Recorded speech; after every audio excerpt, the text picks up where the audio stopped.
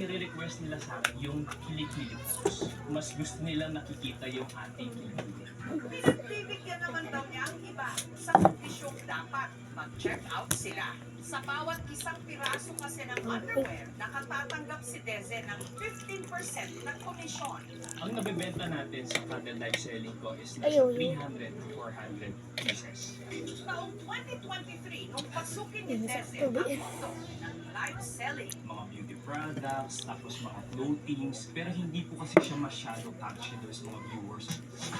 at dahil pogi at porta ang kuya nyo, May